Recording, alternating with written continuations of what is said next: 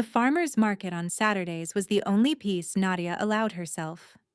She wandered between stalls of fresh produce and handmade crafts, her canvas bag slowly filling with tomatoes and bread, and the small pleasures that made her cramped apartment feel less like a prison. The morning sun warmed her face, chasing away the chill of another sleepless night. Another week of double shifts at the free clinic where she stitched wounds and set bones, and pretended she wasn't slowly drowning. 3 years since she'd left the hospital. 3 years since the lawsuit, the settlement, the quiet burial of her surgical career beneath a mountain of legal documents and hush money. She'd been a rising star once, the youngest trauma surgeon at St. Vincent's, the one they called when everything went wrong and miracles were needed. Now she bandaged scraped knees and administered flu shots in a clinic that ran on donations and prayers. It was enough. It had to be enough. She was examining a basket of peaches when the boy appeared. He couldn't have been more than 7, small, too thin, with hollow cheeks and eyes that darted like a trapped animal's. His clothes were dirty, torn at the knee, hanging off a frame that spoke of missed meals and hard living. But it was the bruises that stopped Nadia's heart. Purple fingerprints around his wrist, a fading yellow bloom on his cheekbone, the particular hunch of shoulders that had learned to expect pain. She knew those signs, had cataloged them 1,000 times in emergency rooms, had testified about them in courtrooms, had watched children with those marks disappear back into systems that failed them again and again. The boy wasn't looking at her. His eyes were fixed on something behind her. Someone, and the terror on his face turned her blood to ice. Then he ran, not away from the market, but deeper into it, weaving between shoppers, knocking against a display of homemade jams, moving with the desperate speed of prey fleeing a predator. Nadia turned to see what he was running from and felt her stomach drop. 2 men, big, brutal-looking, dressed in clothes too nice for a farmer's market. They pushed through the crowd without apology, their eyes locked on the fleeing child, their faces set with an intent that made Nadia's skin crawl. She should call the police, should alert a vendor, find security, do something sensible and safe. Instead, she followed the boy. She lost sight of him near the flower stalls, cursing under her breath as she scanned the crowd. The 2 men had split up, circling, hunting, professional, practiced. They'd done this before. A flash of movement near the back of the market caught her eye. A cluster of people stood near a coffee vendor. Expensive suits, watchful postures, the unmistakable aura of power and money. And there, half hidden behind the tallest of them, she saw a small hand gripping the fabric of a charcoal jacket. The boy had found his hiding place. Nadia pushed through the crowd, her heart pounding, reaching the cluster just as the 2 hunters converged from opposite directions. "There you are." The larger of the 2 men spoke with false sweetness, his smile a mockery of concern. "Come on now, son. Your father's worried sick." The boy pressed harder against the man in the charcoal suit, his small body trembling. A whimper escaped his throat, the sound of an animal that knew it was caught. The tall man turned. Nadia had never believed in the romance novel notion that a single look could stop time. But when those eyes met hers, dark as midnight, cold as a winter grave, something in her chest seized and refused to let go. He was beautiful in the way that dangerous things are beautiful. Sharp cheekbones, a jaw carved from granite, lips that looked like they'd forgotten how to smile. His presence bent the space around him, made the air heavier, made everyone nearby instinctively step back. Everyone except the boy clinging to his jacket. "This child," the man said, his voice a low rumble that carried despite its softness, "is hiding behind me, which means he's chosen my protection." Those terrible eyes shifted to the 2 hunters. "You have 3 seconds to explain why." The smaller hunter faltered, glanced at his partner, Something passed between them, a calculation of odds, risks, consequences. Just a family matter, sir. The boy's father wants him home. Runaway kid. You know how it is. I don't. The man's hand moved to rest on the boy's shoulder. Gentle, protective, completely at odds with the violence in his gaze. What I know is that this child is terrified. What I know is that he has bruises on his wrist in the shape of fingers. What I know is that you're lying to me. The hunters exchanged another glance. The larger one's hand drifted toward his jacket. I wouldn't. The words were almost casual, but something in them made both men freeze. 12 of my people are within 15 feet of us. If your hand moves another inch, you'll be dead before you clear the holster. The hand stopped. Dropped. Who sent you? The man demanded. Silence. I won't ask again. The smaller hunter broke first. Brennan. Jimmy Brennan. The kid's his property. Part of his stable. He wants him back.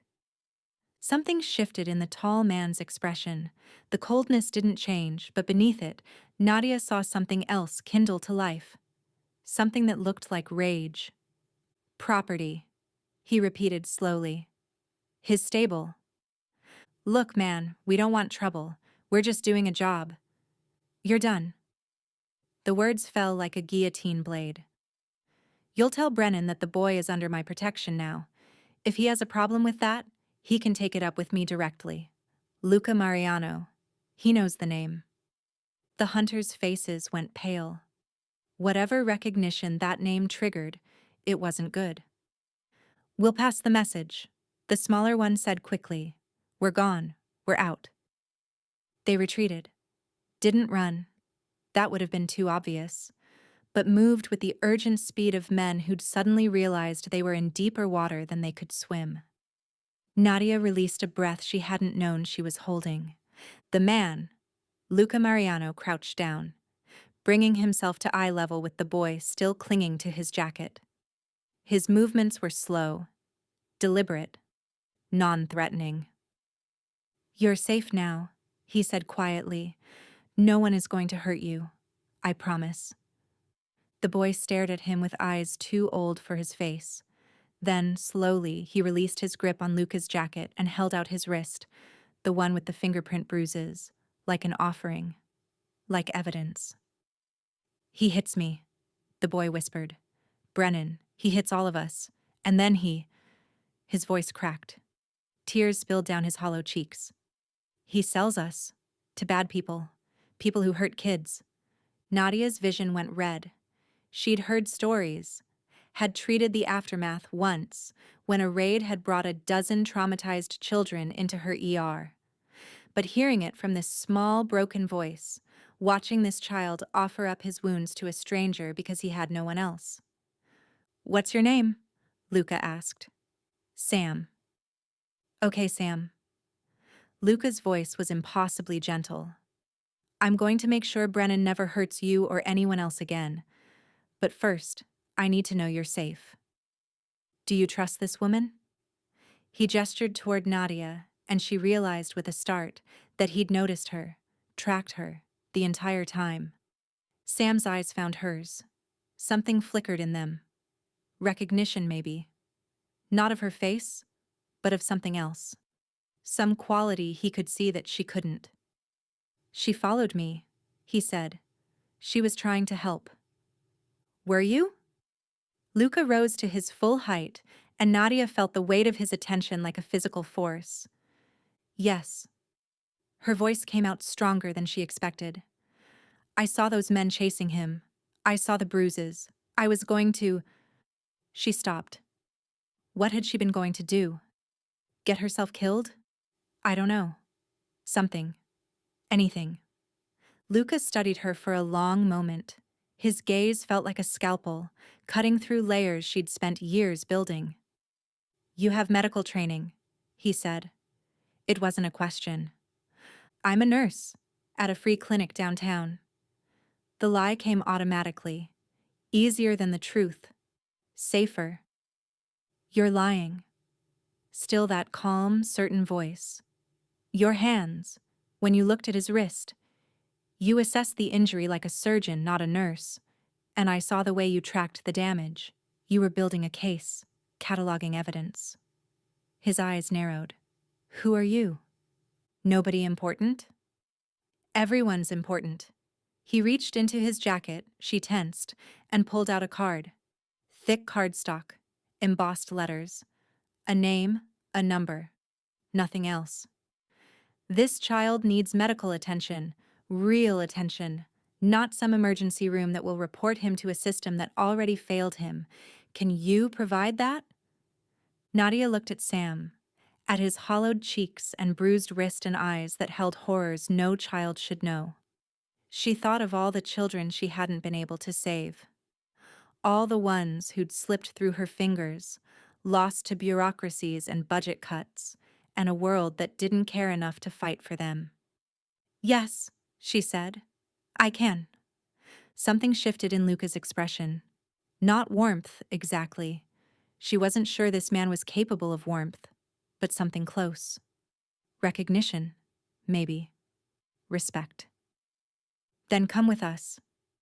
He placed a hand on Sam's shoulder again, guiding the boy gently away from the market, toward a black car that had materialized at the curb.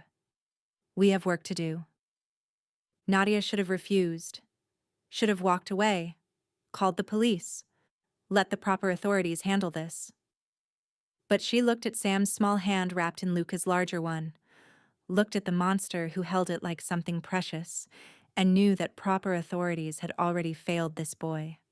She followed them into the car and tried not to think about the fact that she'd just thrown her entire life into the hands of a man whose name made hardened criminals go pale. The Mariano estate was a world unto itself. Nadia pressed her face to the car window as they wound up a private drive lined with ancient oaks, their branches forming a canopy that filtered the sunlight into something golden and dreamlike. The house that emerged at the end was less a home than a monument. Stone and glass and climbing roses, sprawling across grounds that could have swallowed her entire neighborhood. Sam had fallen asleep against her shoulder, his small body finally surrendering to exhaustion. She felt each shallow breath, each twitch of nightmare-haunted dreams, and held him closer.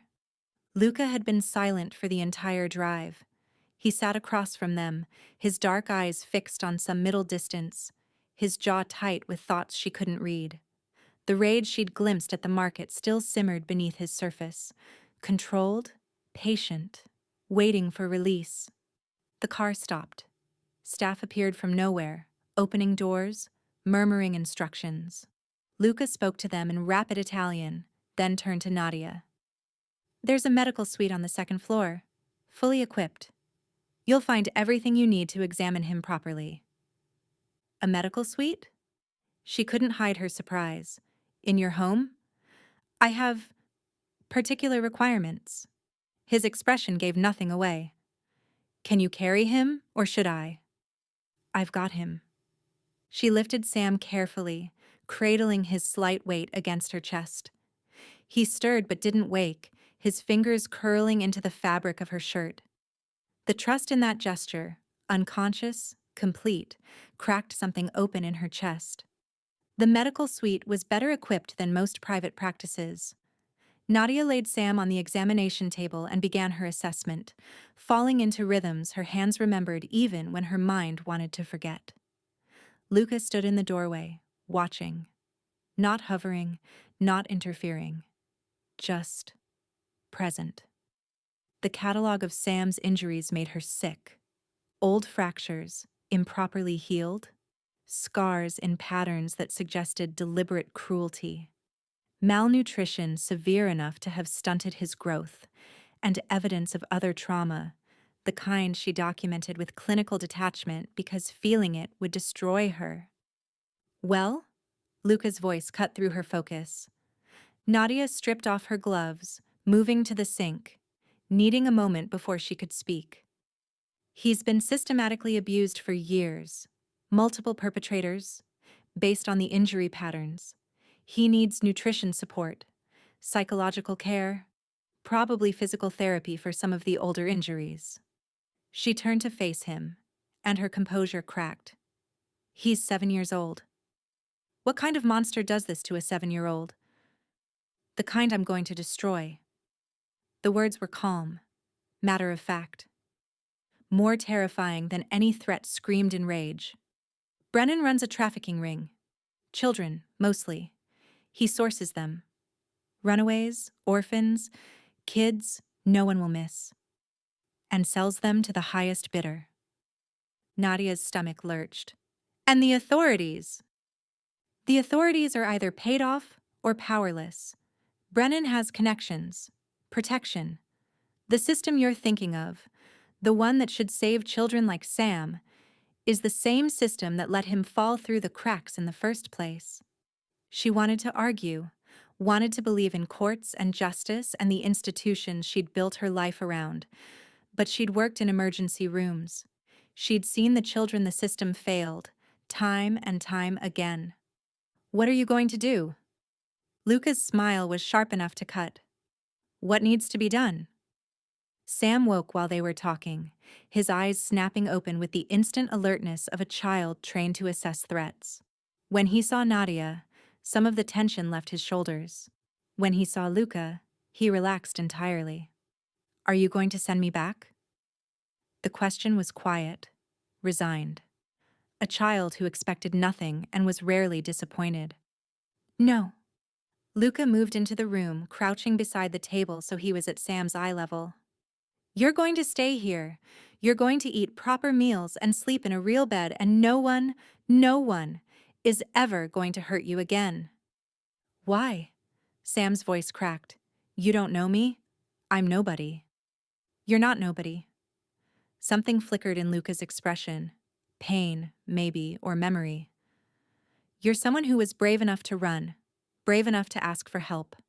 That makes you worth protecting. Sam stared at him for a long moment. Then, slowly, he reached out and touched Luca's hand. Just a brush of fingers, tentative and wondering. Okay, he whispered. Okay. Luca looked up at Nadia, and she saw the question in his eyes before he asked it. I need your help, he said. Not just today. Sam needs ongoing care, medical, psychological, everything you identified. I can bring in specialists, but he trusts you. You're the first person who followed him, the first person who tried to help before knowing who I was, or what he was worth. His jaw tightened. I'm asking you to stay. Stay? Here. At the estate. Sam needs stability, continuity, someone who sees him as a child, not a case file. He rose to his full height, and Nadia was reminded again of how dangerous this man was, how powerful. I'll pay you whatever you want. Triple your current salary, housing, benefits. Name your terms. I have a job. Patients who depend on me. At a free clinic that's 3 months from closing due to lack of funding. Her shock must have shown because he added, I had you investigated on the drive here. Dr. Nadia Cross. Not nurse, doctor. Graduated top of your class from Johns Hopkins. Youngest trauma surgeon at St. Vincent's before a malpractice suit ended your career. His voice softened. A suit that was later revealed to be fraudulent, filed by the family of a patient you couldn't save because the hospital's equipment failures weren't your fault. You took the settlement to protect colleagues who would have gone down with you. The old wound ripped open. She'd buried that history so deep, had worked so hard to become someone new. And this stranger had unearthed it in a single car ride. You had no right? I had every right. You entered my home, touched someone under my protection. He stepped closer and she refused to step back, refused to show fear. But I'm not using it against you. I'm telling you because I want you to understand. I know what it is to sacrifice everything for someone else. I know what it costs. His eyes held hers, and she saw something unexpected in their depths. Not pity, not manipulation, understanding. Stay, he said again, Help me save Sam. Help me save the others. Others? Brennan has dozens of children in his operation. When I destroy him, and I will, those children will need somewhere to go. Someone to care for them. His voice roughened. I can provide the resources, I can provide the protection, but I can't provide what you can. The skill, the compassion, the willingness to fight for people the world has forgotten. Nadia looked at Sam, who was watching their exchange with solemn eyes, at the bruises on his wrist, the hollows of his cheeks, the spark of hope he was trying so hard to hide. She thought of all the reasons to refuse, the danger, the illegality, the fact that she was standing in the home of a crime lord and seriously considering his offer. She thought of Tommy Reeves, age 9, Maria Santos, age 12, Kevin Park, age 6. Children she'd treated and lost, not to injuries, but to a system that shuffled them like cards and dealt them back into hands that hurt them. 3 months, she heard herself say, a trial period, and I keep my autonomy. I don't answer to your people. I don't participate in whatever business you conduct. And if I decide the children are better served elsewhere, I take them with me. Luca's expression didn't change, but something in his posture shifted. Respect, maybe, or relief. Agreed. And you're honest with me about everything that affects Sam and any other child in my care. No secrets. No lies. A pause. Something flickered behind his eyes. I'll be as honest as I can be, he said finally. Some things you're safer not knowing. But about the children, about Sam, you'll have the complete truth. Always. It wasn't a perfect promise, but perfection wasn't available, not in this situation. Nadia extended her hand. Then we have a deal, Mr. Mariano. He took it. His grip was warm, firm, his palm rough with calluses that told stories she wasn't ready to hear. Luca, he said, if you're going to live in my home and save my children, you'll use my name. Your children?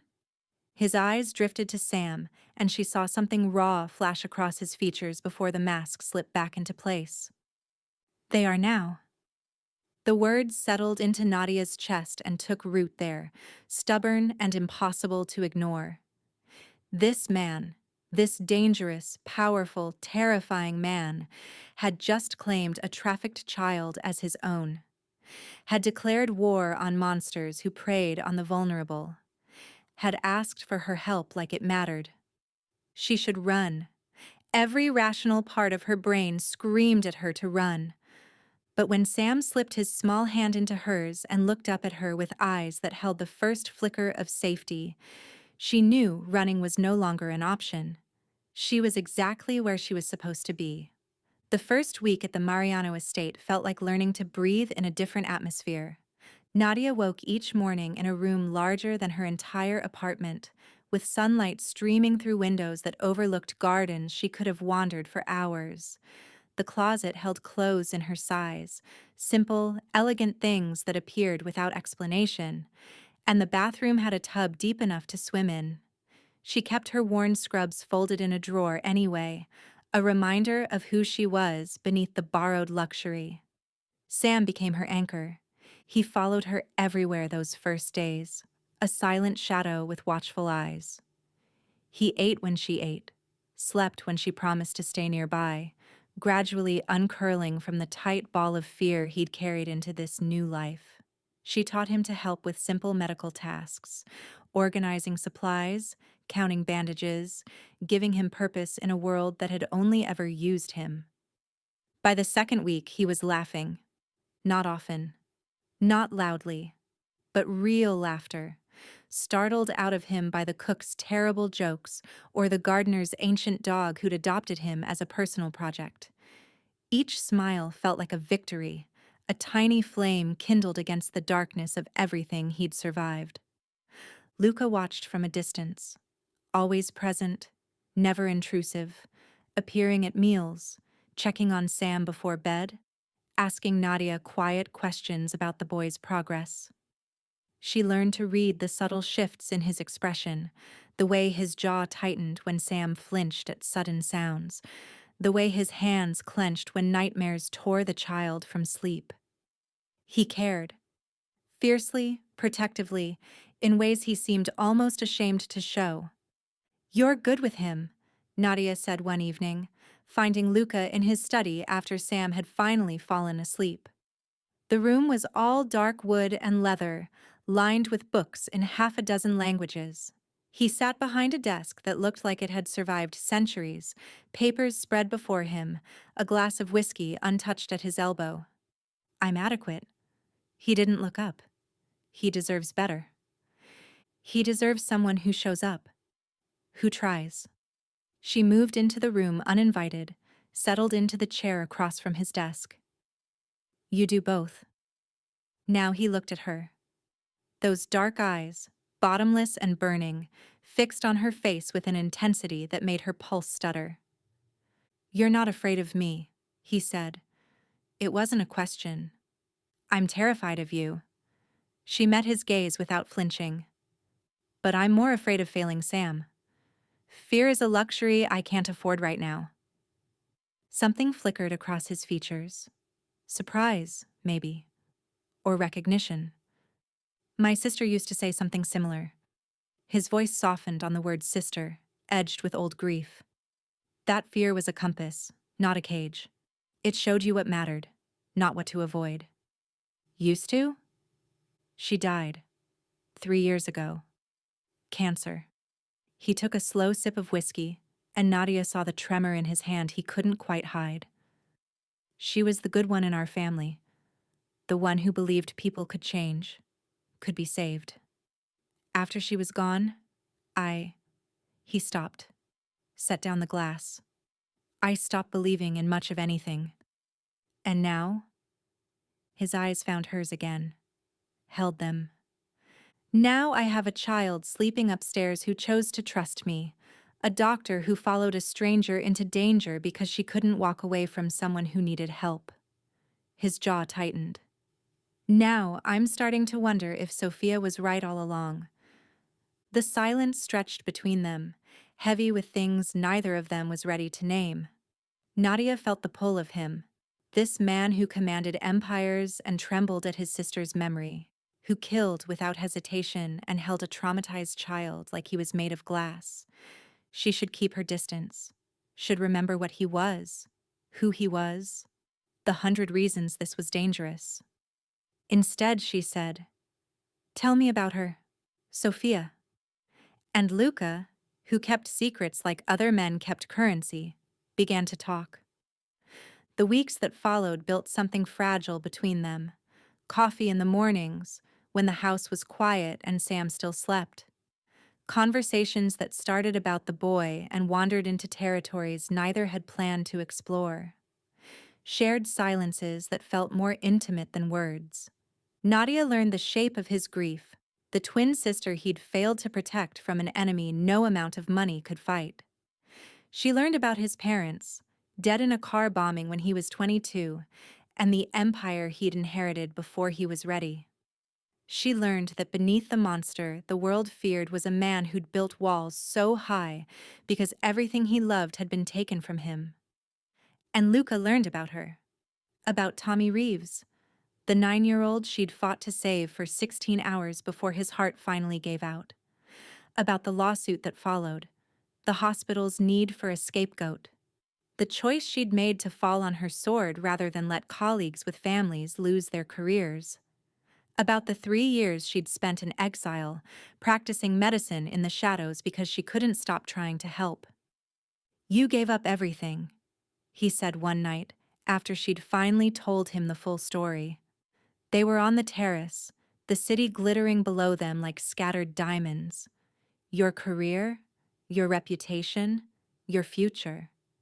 For people who wouldn't have done the same for you. "I didn't do it for them."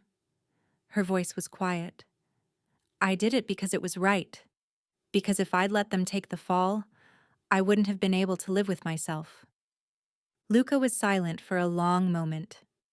Then, slowly, he reached out and took her hand. His palm was warm, rough with calluses, gentle in a way that made her chest ache. "You're remarkable," he said quietly. "I don't think you know how remarkable you are."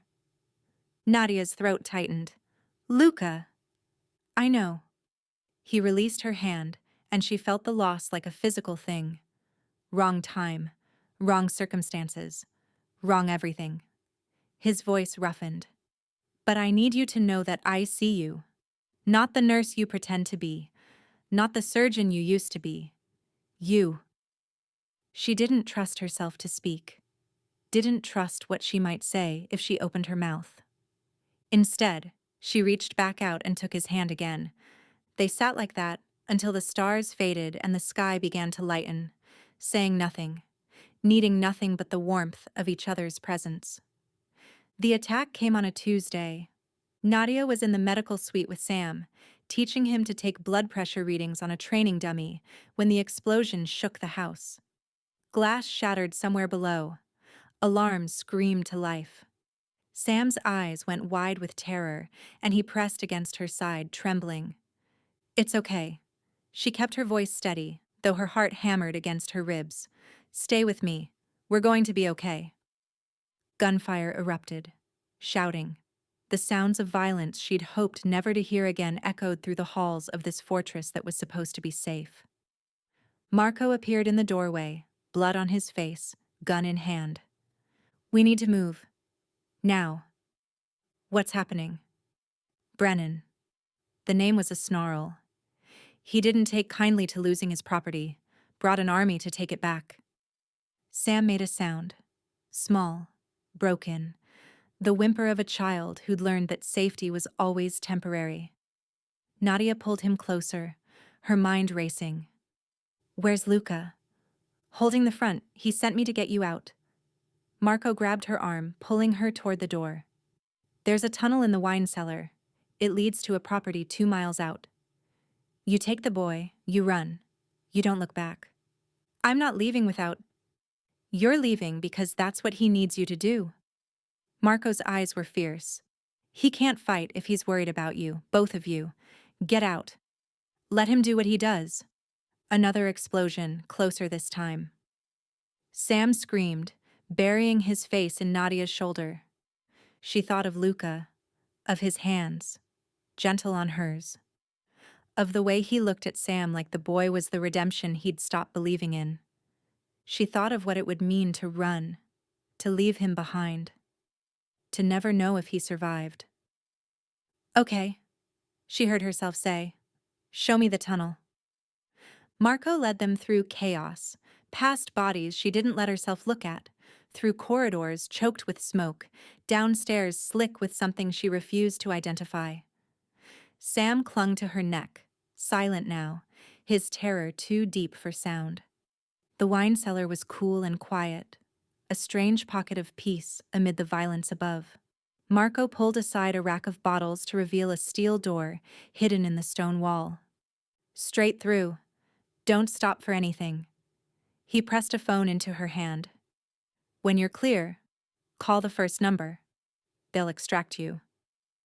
"What about you?" "I'm going back." His jaw set.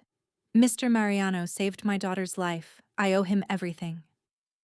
Before she could respond, he was gone, racing back toward the gunfire. Nadia looked at the tunnel stretching into darkness. Looked at Sam, who watched her with eyes that had seen too much. "Are we running away?" he asked. "We're staying alive." She kissed his forehead, tasting salt and fear. "So we can come back." The tunnel was cold, endless, every sound magnified into threat. Sam walked beside her, his hand clutching hers, his breathing too fast. She counted steps to stay calm.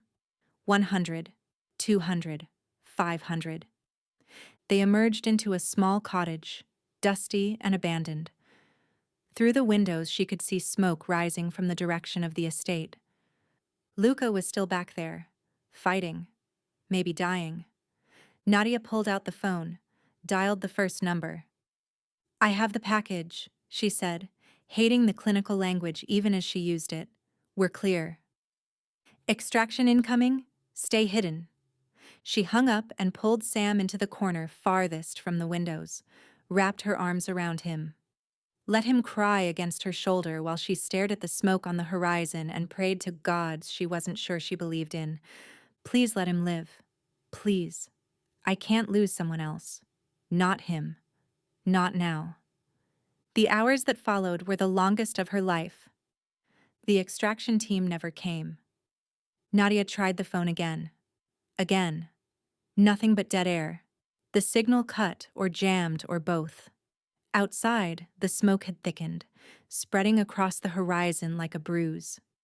Sam had cried himself into exhausted sleep, curled against her side, his small body twitching with nightmares she couldn't protect him from.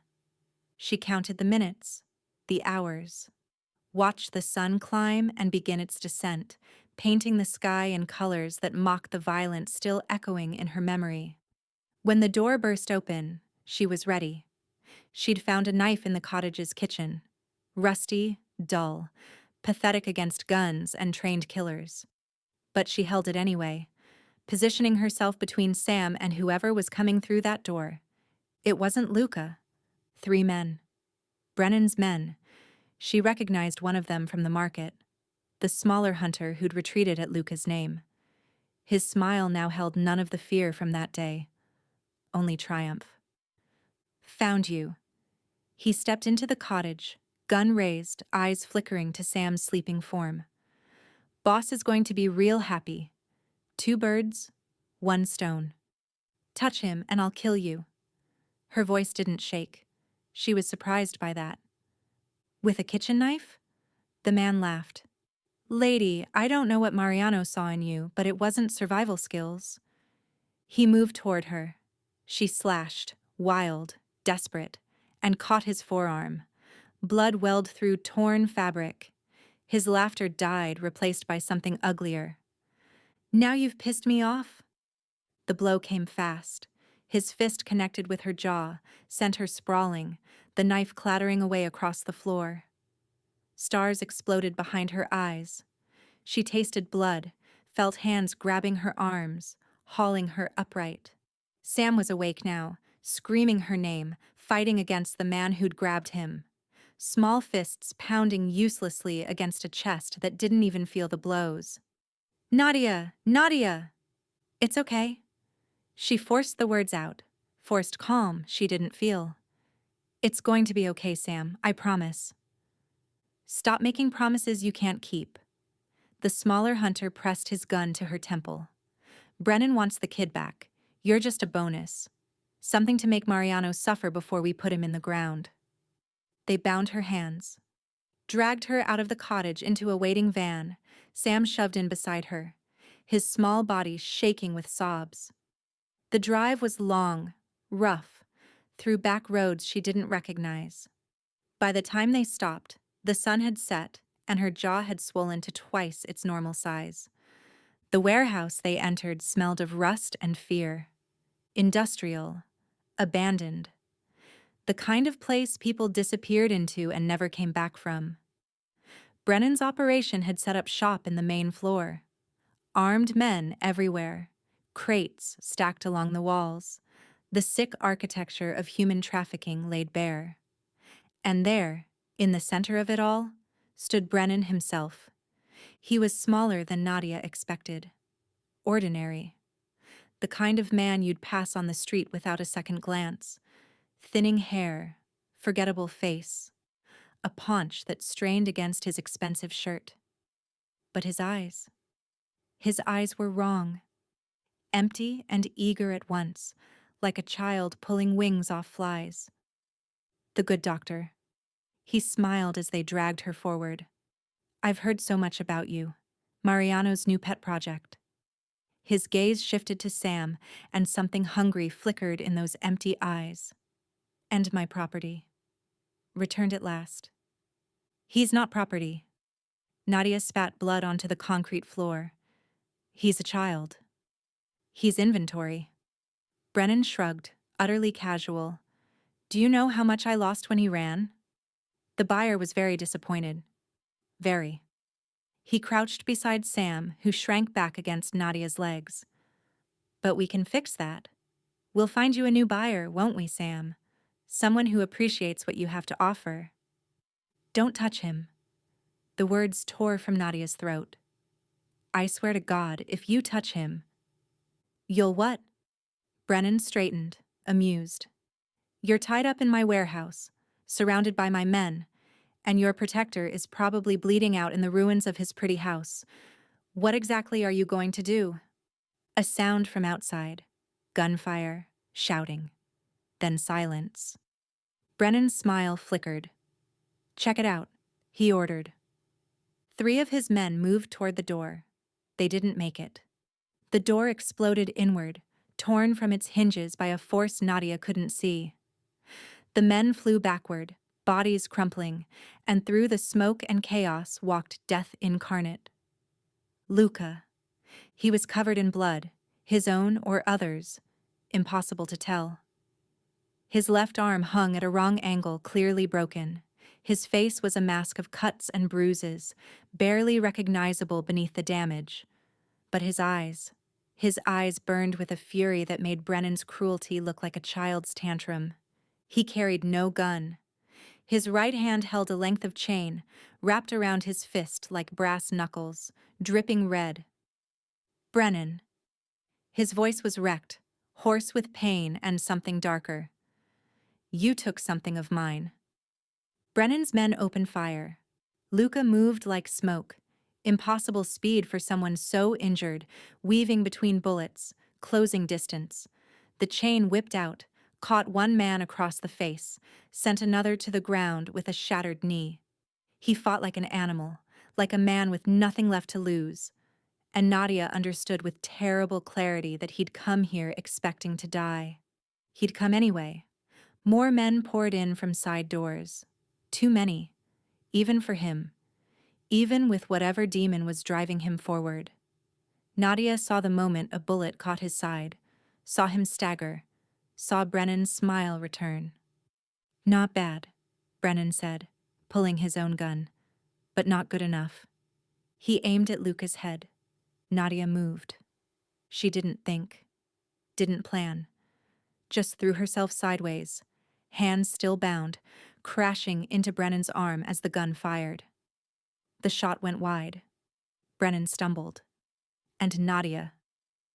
Nadia bit down on his wrist with everything she had. He screamed. The gun dropped.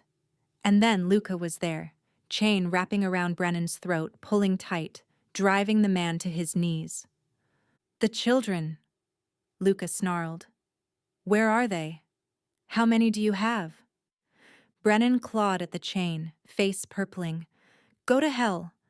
The chain tightened. I've been there. It wasn't impressed. Luca's voice dropped to something barely human. Last chance. The children. Now. Whether from fear or lack of oxygen, Brennan broke, gasped out locations, names, the scope of an operation that made Nadia's stomach turn. Dozens of children, hundreds over the years, sold to monsters across the country, across the world. When he finished, Luca loosened the chain just enough for Brennan to breathe. Please, Brennan wheezed. I told you everything. Let me. You hurt children. Luca's voice was ice. You sold them to people who did worse. You came to my home, threatened my family, tried to take back a boy who trusted me to protect him. The chain tightened again. There is no mercy for men like you. Luca. Nadia's voice cut through the darkness. She'd managed to get her hands free, was kneeling beside Sam, holding the boy close. Don't. Not in front of him. Luca's eyes found hers. She saw the war in them, the rage demanding blood, the love that had somehow grown between them demanding something else. He'll do it again, Luca said. If I let him live, he'll hurt more children. Then let the law have him. Let the evidence convict him. Let him rot in prison where everyone knows what he did. She held his gaze, willing him to hear her. But not like this. Not with Sam watching. Not with that becoming the last thing he sees when he thinks of you. The silence stretched. Brennan's wheezing, Sam's quiet sobs, the distant sound of sirens, Luca's people, finally arriving with backup and cleanup. Slowly, deliberately, Luca released the chain. Brennan collapsed to the floor, gasping, and was immediately swarmed by Mariano men who bound him with the same efficiency his own people had used on Nadia. Luca crossed to her, dropped to his knees. His good hand cupped her face, gently, so gently, despite the blood on his fingers. "You bit him," he said. The corner of his mouth twitched. "You bit a crime lord to save my life." It seemed like the thing to do. Her voice cracked. "You came. You were dying, and you still came." "I will always come." His forehead pressed to hers. "As long as I breathe, I will always come for you." She kissed him, tasted blood and smoke and survival, felt his broken body shudder against hers, felt the release of terror that had been building for hours. They were alive. All three of them. Against every odd, they were alive.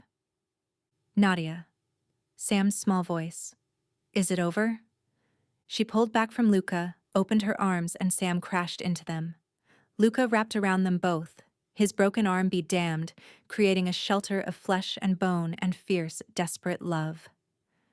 "It's over," Nadia whispered. "You're safe now. Forever. I promise." And this time, she meant it. 6 months later, the Mariano estate had transformed. Where there had once been manicured silence, now there was laughter.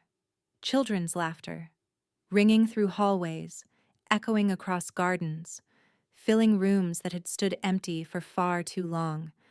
17 of them, rescued from Brennan's network in the weeks following his arrest, each one carrying scars that would take years to heal. But healing had begun.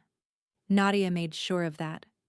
She stood at the window of her office, the east wing that Luca had converted into a proper medical facility, and watched Sam chase a younger girl across the lawn. He was taller now, finally filling out, his hollow cheeks replaced by the rounded softness of a child who ate 3 meals a day and never wondered where the next one would come from. He'd started school last month, made friends, learned to raise his hand in class without flinching, expecting punishment. The nightmares still came, sometimes, but less often. And when they did, he knew where to find her. "You're staring again." Luca's voice came from the doorway, warm with amusement. "I'm supervising." She didn't turn around, but she felt him cross the room, felt the heat of him as he stopped behind her. "There's a difference."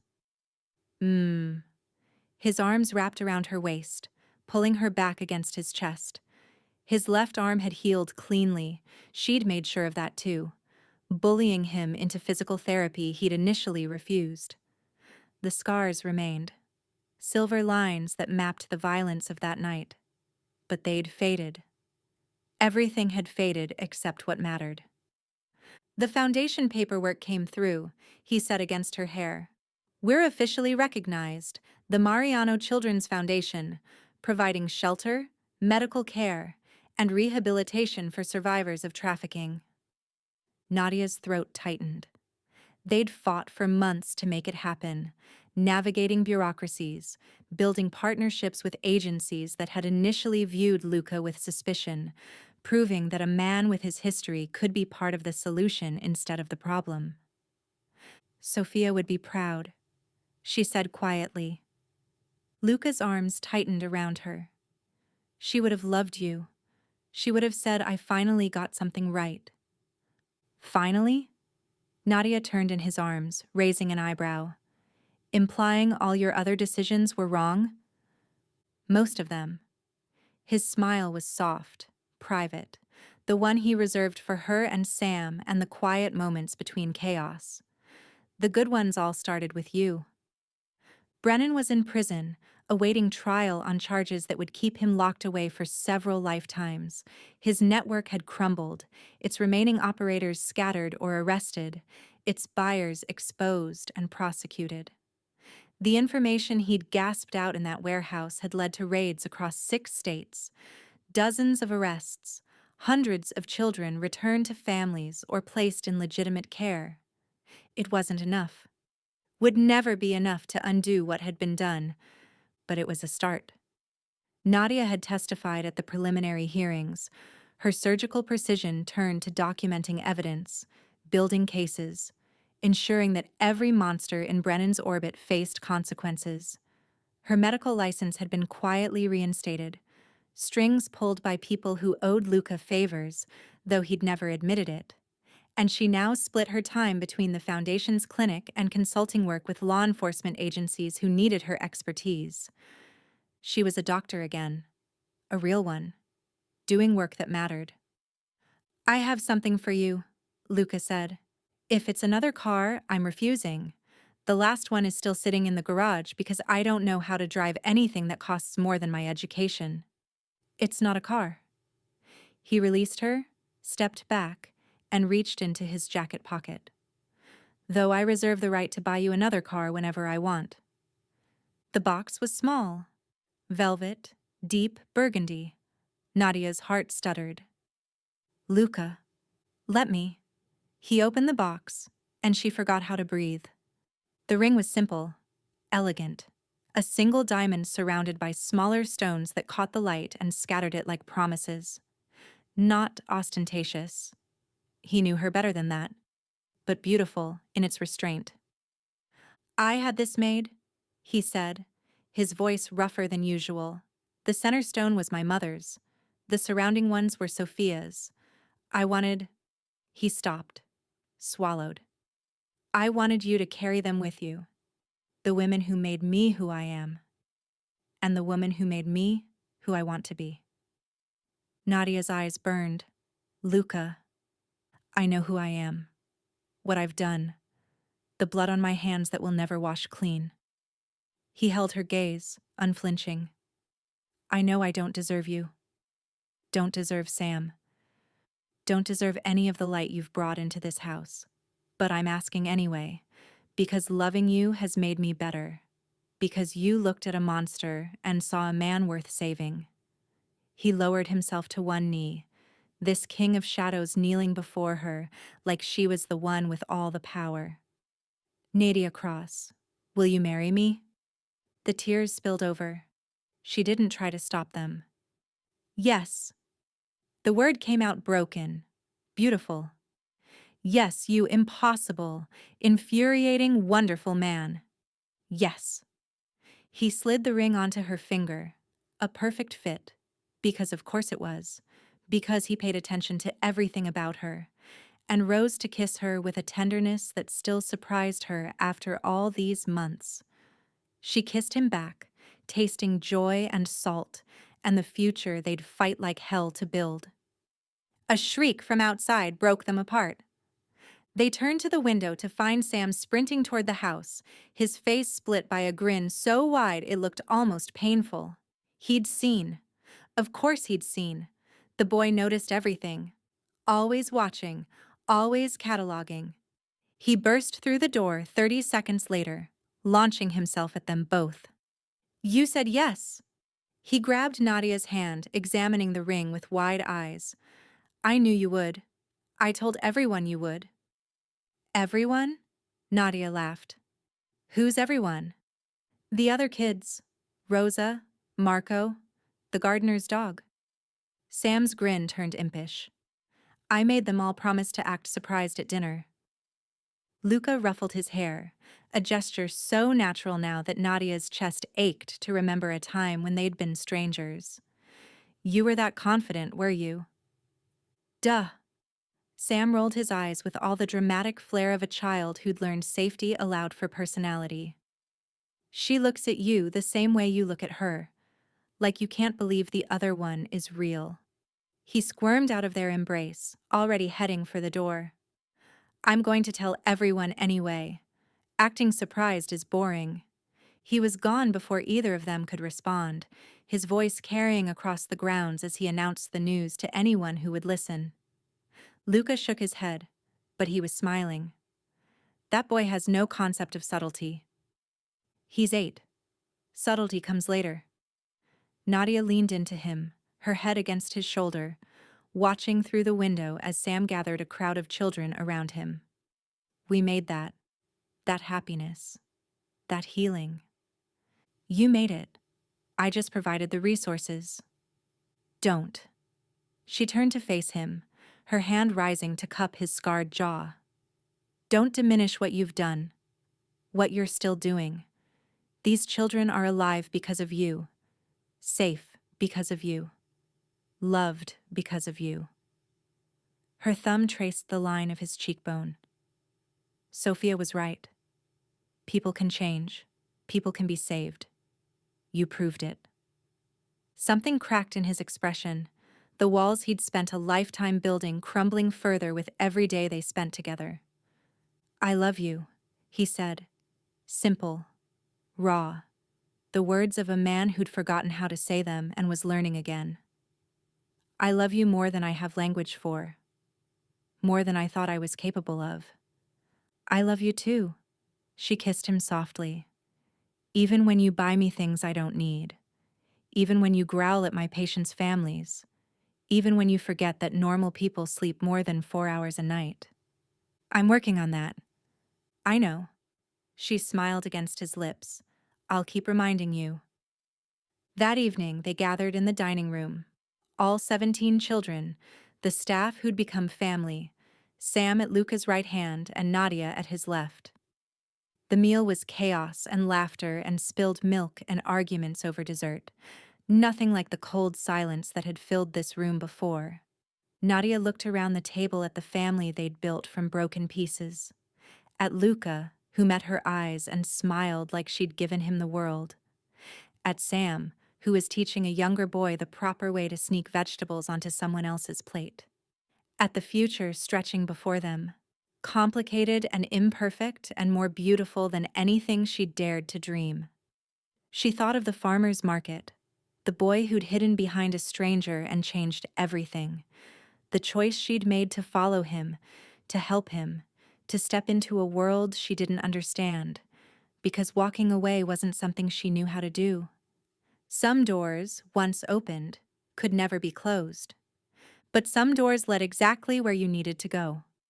After dinner, when the children had scattered to evening activities and the house had settled into peaceful routine, Nadia stood on the terrace and watched the stars emerge. Luca joined her, 2 glasses of wine in hand, his presence a warmth she'd stopped being able to imagine living without. No regrets? He asked quietly. None. She took the wine, clinked her glass against his. You? Only that I didn't find you sooner. He pulled her close, her back against his chest, both of them facing the night sky. But maybe that's not how it was supposed to work. Maybe we both needed to break before we could fit together. Look at you. She smiled, getting philosophical. Your fault.